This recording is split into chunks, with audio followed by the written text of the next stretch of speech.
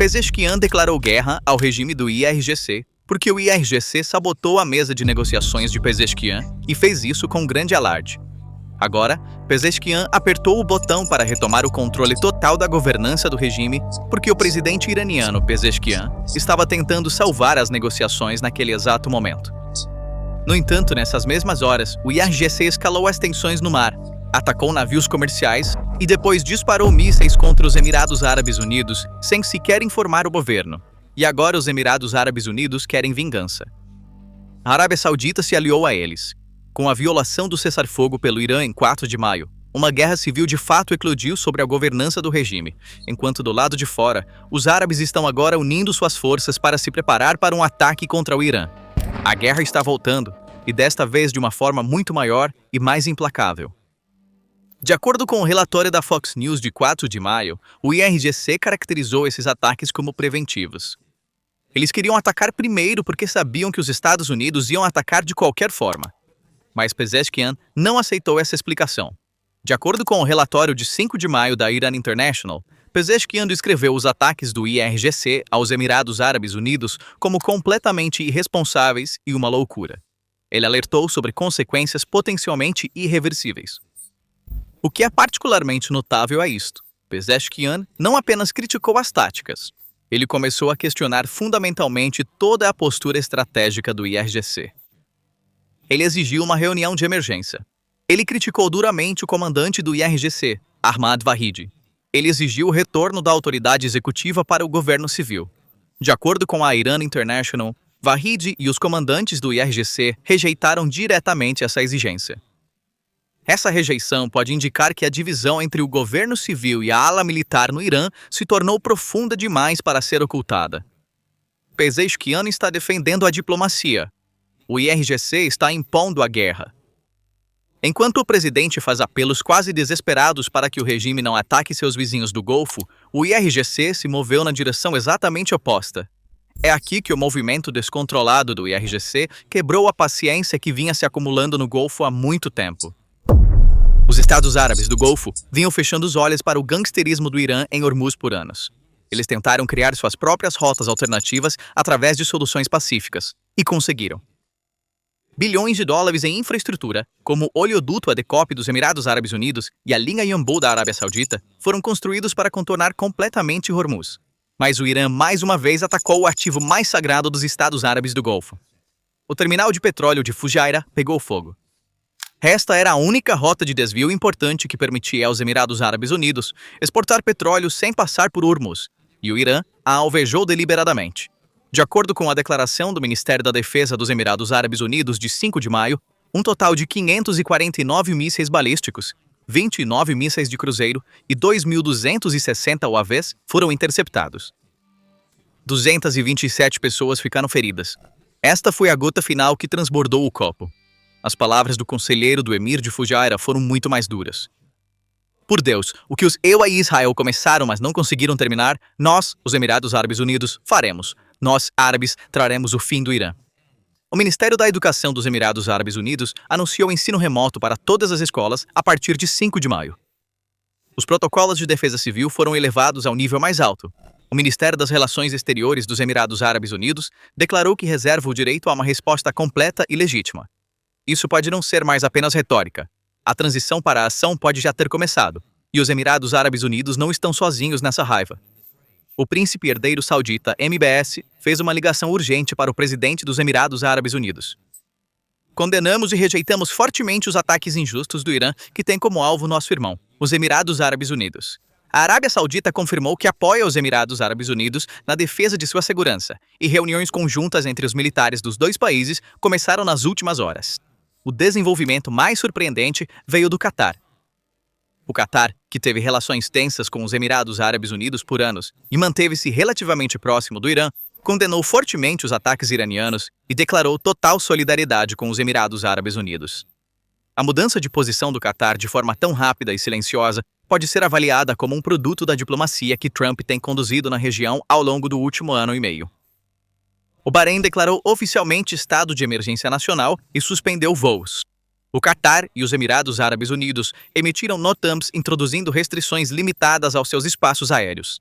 E a dimensão mais crítica da coalizão, os Emirados Árabes Unidos, o Catar e o Bahrein, sinalizaram sua disposição de se juntar a uma guerra independente contra o Irã em suas próprias águas, sem os Estados Unidos e Israel.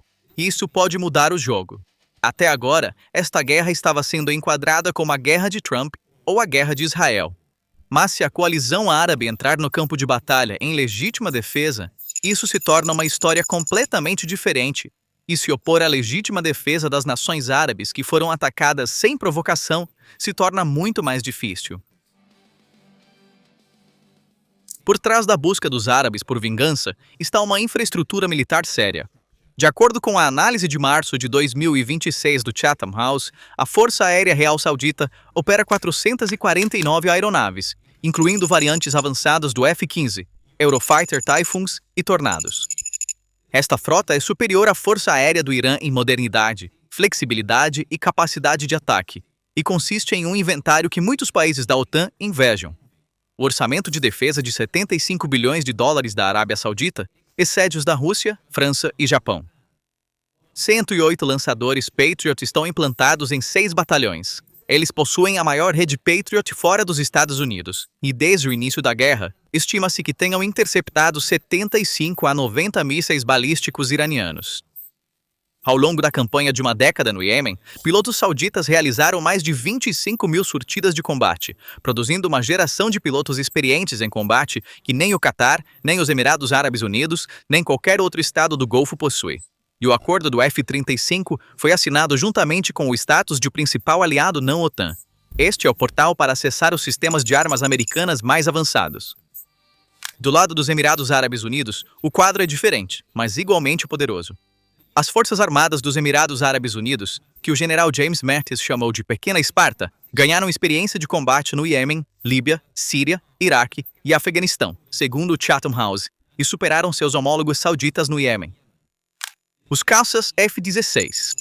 Block 60 dos Emirados Árabes Unidos são mais avançados do que os próprios F-16 dos Estados Unidos, equipados com capacidade de inteligência superior. Os Emirados Árabes Unidos têm participado dos exercícios Red Flag dos Estados Unidos desde 2009, e a integração do sistema de defesa antimísseis THAAD continua.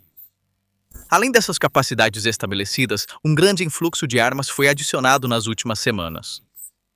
De acordo com o relatório da Al Jazeera de 3 de maio, os Estados Unidos aprovaram uma venda emergencial de armas de 8 bilhões e 600 milhões de dólares, fornecendo sistemas Patriot, foguetes guiados APKWS e sistemas de radar avançados para o Catar, os Emirados Árabes Unidos, o Kuwait e Israel. A administração Trump contornou a revisão do Congresso usando a autoridade de emergência. E talvez a dimensão mais impressionante seja a cooperação estabelecida com a Ucrânia. De acordo com o relatório da Reuters de 15 de abril, Zelensky assinou um acordo de drones de 10 anos com os Emirados Árabes Unidos, Arábia Saudita e Catar. Mais de 200 especialistas ucranianos foram enviados ao Golfo, e instalações de treinamento e produção conjunta contra drones Shahed iranianos foram estabelecidas. Sistemas de contra-drones, drones interceptores, tecnologias de guerra eletrônica e o sistema SkyMap foram ativados. A experiência de defesa assimétrica da Ucrânia, destilada de mais de 2 anos de guerra com a Rússia, está sendo transferida diretamente para os militares do Golfo. Esta cooperação pode ter quebrado na prática a superioridade de drones que o IRGC tem se gabado por anos. Do lado dos Estados Unidos, o fluxo de forças não está parando. Super Hornets estão decolando do porta-aviões USS Abraham Lincoln. Aviões de carga, frotas de reabastecimento e caças continuam a fluir em direção ao Oriente Médio. Quando este quadro militar é avaliado como um todo, o poder aéreo da Arábia Saudita e dos Emirados Árabes Unidos, a defesa em camadas do Patriot Chad, a tecnologia de drones ucraniana, o fluxo de armas dos Estados Unidos e pilotos experientes em combate, a dissuasão dos países do Golfo contra o Irã parece ser maior do que nunca. E o Irã não tem nenhuma marinha para contrapor isso, nem poder aéreo, nem defesa aérea. Os ataques do IRGC não se limitaram ao Golfo. O HMM Nambu, com bandeira sul-coreana, foi atingido perto de Hormuz, e 2 navios de carga britânicos sofreram danos em suas salas de máquinas. Segundo um relatório da Reuters de 5 de maio, a Coreia do Sul iniciou uma investigação, e Trump solicitou apoio de Seul. A potencial contribuição logística ou de inteligência da Coreia do Sul poderia fortalecer a coalizão árabe e abrir uma nova frente contra ameaças assimétricas.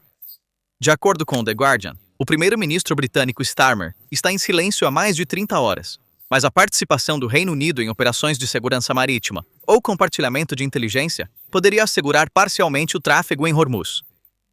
Se essa expansão de aliados se concretizar, a segurança de Hormuz se transforma de uma questão regional em uma global e encurrala ainda mais o Irã. Podem haver vários cenários críticos na mesa para as próximas horas e dias. Primeiro cenário: os Emirados Árabes Unidos realizam uma retaliação simbólica, disparando um míssil contra uma base militar ou lançador de mísseis dentro do Irã. Dizem: conseguimos nossa vingança, e recuam.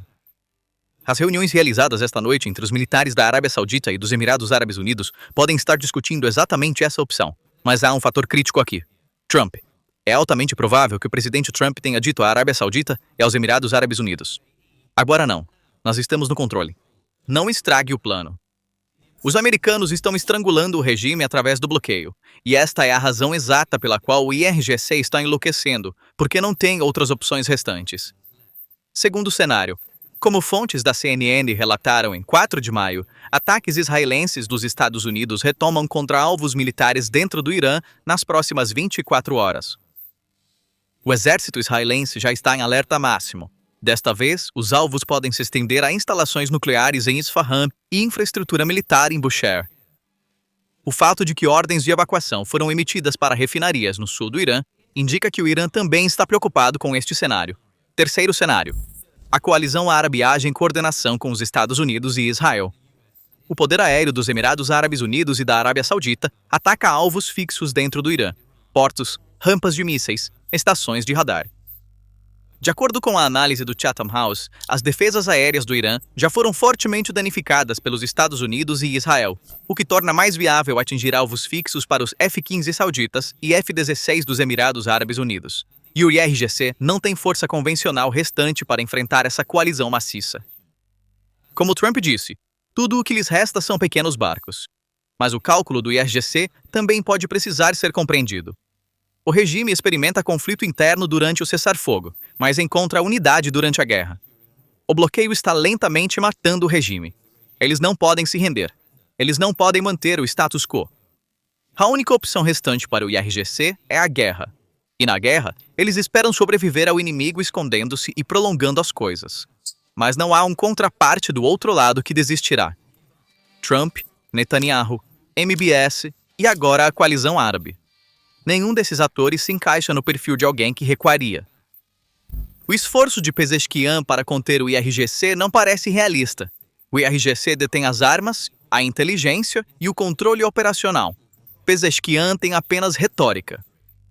A perspectiva deste conflito interno mudar a favor da ala civil a curto prazo é avaliada como uma probabilidade extremamente baixa, dado o equilíbrio de poder no terreno. O Irã tentou acender um fogo no exterior para extinguir as chamas em casa, mas o vento virou, e agora essas chamas, a rebelião de Pezeshkian de dentro, a fúria da coalizão árabe de fora, engolfaram o regime mais poderosamente do que nunca. O Irã pode estar no ponto de ruptura mais crítico de sua história. Dentro, o presidente declarou guerra ao IRGC, mas o IRGC não está ouvindo. Fora, o mundo árabe se uniu. Eles agora querem vingança total. Atrás deles estão os F-15 da Arábia Saudita, a pequena Esparta dos Emirados Árabes Unidos, 8 bilhões e meio de dólares em armas americanas e o escudo de drones da Ucrânia. E o Irã não tem mais força convencional para enfrentar essa coalizão massiva. A guerra voltou, e desta vez o Irã está sozinho, rachado por dentro, sob cerco por fora. Então, como o Irã acabou caindo nessa armadilha estratégica massiva que, em última análise, levou à sua queda? Como foram realmente lançadas as bases para toda essa unidade árabe e o cerco atual? Vamos dar um passo atrás para compreender o verdadeiro significado do que está acontecendo. Por 40 anos, o Irã seguiu uma estratégia no Golfo de: eu não sou seu inimigo. Eu sou o inimigo dos Estados Unidos. Pressão indireta através de milícias por procuração, diálogo por canais diplomáticos, mediação via Catar, negociações via Omã, comércio via Emirados Árabes Unidos. Na noite de 18 de março, queimou com suas próprias mãos a acumulação de 40 anos dessa estratégia, atacando a instalação de GNL do Catar, ameaçando a infraestrutura de gás dos Emirados Árabes Unidos, lançando mísseis em Riad. Estas são as ações de um inimigo. O resultado? Todos os potenciais mediadores tornaram-se inimigos. Todos os canais de diálogo foram fechados, e todo o Golfo mudou para o campo dos Estados Unidos. Há apenas alguns meses, o Catar estava sediando negociações dos Estados Unidos com o Talibã, conversas de cessar-fogo entre o Hamas e Israel e negociações nucleares entre o Irã e o Ocidente. Agora, todo esse canal de mediação foi fechado. O Paquistão enviou 15.000 soldados para a Arábia Saudita. O vizinho oriental do Irã agora está do lado de Riad. A Turquia participou da reunião de consulta em Riad. Egito, Jordânia e Síria estão na mesma mesa. A Rússia se autodenomina um amigo leal, mas não oferece apoio concreto, nenhuma transferência de defesa aérea, nenhuma ajuda militar e nenhuma tentativa de veto na ONU. A China permanece em silêncio. Pequim é o maior comprador de petróleo iraniano, mas não quer arriscar seu enorme volume de comércio com os países do Golfo. O isolamento internacional do Irã é ainda mais profundo do que sua derrota militar. O cerco está se fechando ao seu redor, e é o próprio Irã que está fechando. E por quanto tempo um país de 88 milhões de pessoas, esmagado por sanções, com sua infraestrutura bombardeada e seu líder assassinado, pode sustentar esta guerra contra um bloco do Golfo de 2 trilhões de dólares? Uma frase na análise da Casa de Saud resume a situação. O exército que a Arábia Saudita construiu para uma guerra que não queria é a força militar árabe mais capaz reunida desde que o Egito cruzou o Suez em 1973. Na noite de 18 de março, o Irã reduziu 40 anos de capital diplomático a cinzas em uma única noite. Os diplomatas do Catar foram expulsos, o exército da Arábia Saudita está em alerta máximo e as instituições do Irã nos Emirados Árabes Unidos estão fechadas. E as palavras do príncipe Faisal ecoam: não temos medo. A operação insana do Irã causou 20 bilhões de dólares em danos da noite para o dia. Mas em troca, perdeu 40 anos de pontes árabes, fechou as portas diplomáticas de 6 países, virou um arsenal saudita de 600 bilhões de dólares contra si mesmo e, mais importante, construiu com suas próprias mãos a coalizão liderada pelos Estados Unidos que a OTAN rejeitou, mas que o Golfo aceitou. Teherã acreditava que sua estratégia de homem louco forçaria o mundo a um cessar-fogo. O oposto aconteceu. Em vez de recuar por medo, o Golfo alinhou-se ao lado dos Estados Unidos. O custo do desespero é sempre muito além do que é calculado.